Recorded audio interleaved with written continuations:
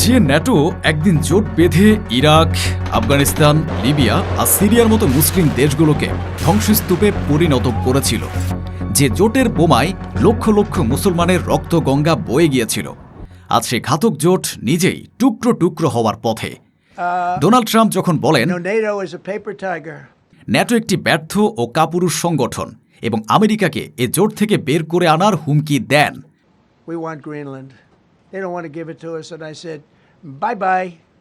তখন বুঝতে হবে মুসলিম বিশ্বের অভিশাপ হয়তো অবশেষে ফলেছে। যারা একদিন একসাথে মুসলিমদের উপর ঝাঁপিয়ে পড়ত, আজ তারাই একে অপরের সাথে কামড়াকামড়ি করছে।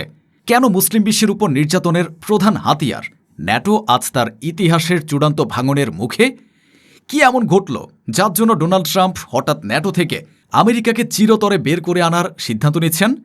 যে ন্যাটোর জন্মই হয়েছিল মুসলিম বিশ্বের প্রভাব খর্ব করতে, সে জোটের সদস্যরাই যেমন ফ্রান্স, স্পেন, ইতালি কেন ইরান যুদ্ধে আমেরিকার জন্য তাদের আকাশপথ বন্ধ করে দিল? আর সবচেয়ে বড় প্রশ্ন, ন্যাটোর এ পতনকে কেন বিশ্ব মানচিত্র বদলের চূড়ান্ত পদক্ষেপ বলা হচ্ছে?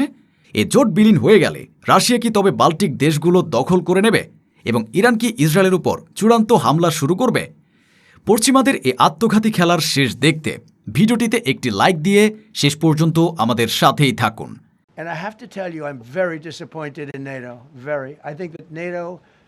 ন্যাটো যখন আমাদের প্রয়োজন ছিল তখন তারা ছিল না, আর ভবিষ্যতে যদি প্রয়োজন হয় তারা থাকবে না।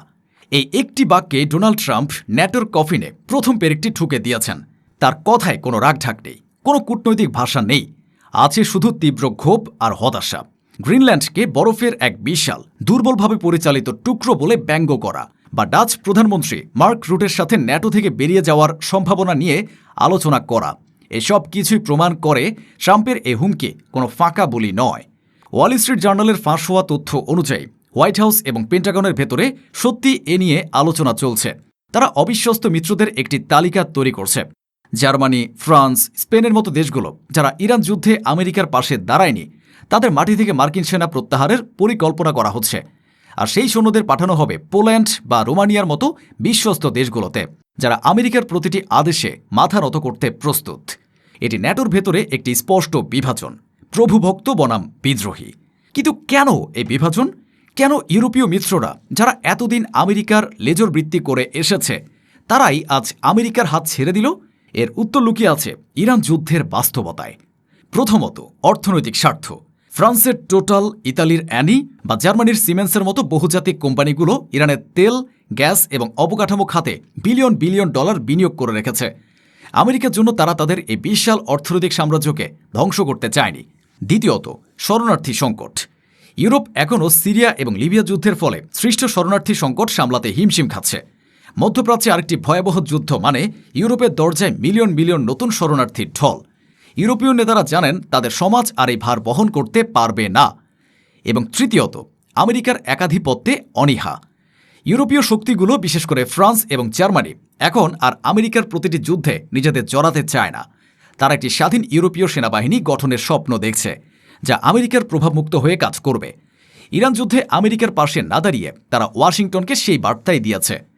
তবে এর চেয়েও বড় কারণটি হল অভ্যন্তরীণ রাজনৈতিক চাপ এবং জনরোষ। ইউরোপের শহরগুলোতে লক্ষ লক্ষ মুসলিম অভিবাসী বাস করে। ইরান বা যে কোনো মুসলিম দেশের উপর আরেকটি আগ্রাসন মানে প্যারিস, বার্লিন বা রোমের রাস্তায় তীব্র প্রতিবাদ এবং দাঙ্গার আশঙ্কা। ইউরোপীয় সরকারগুলো ভালোভাবেই জানে তাদের দেশের ভেতরে শান্তি বজায় রাখার জন্য হলেও তারা আমেরিকার এই অন্যায্য যুদ্ধে শরিক হতে পারে না। ফরাসি পত্রিকা লা মন্ডের এক সম্পাদকীয়তে লেখা হয়েছে, প্রেসিডেন্ট ম্যাক্রো দুটি আগুনের মধ্যে পড়েছেন। একদিকে আমেরিকার চাপ, অন্যদিকে নিজ দেশের মুসলিম জনগোষ্ঠীর ক্ষোভ। তিনি দ্বিতীয়টিকে উপেক্ষা করার ঝুঁকি নিতে পারেননি। এছাড়া প্রযুক্তিগত এবং সামরিক নির্ভরশীলতা কমানোর একটি সুদূর প্রসারী পরিকল্পনাও এর পেছনে কাজ করছে। ইউরোপ এখন রাশিয়ার S-400 বা তুরস্কের বায়োরাক্তার ড্রোনের মতো অপশ্চিমা সামরিক প্রযুক্তির কার্যকারিতা দেখছে। তারা বুঝতে পারছে আমেরিকার F-35 বা পেট্রিয়ট মিসাইল সিস্টেমই একমাত্র সেরা প্রযুক্তি নয়। ইউরোফাইটার টাইফুন বা ফ্রান্সের রাফাল যুদ্ধবিমানের মতো নিজস্ব প্ল্যাটফর্মগুলোকে উন্নত করে তারা আমেরিকার উপর থেকে তাদের সামরিক নির্ভরশীলতা কমাতে চাইছে।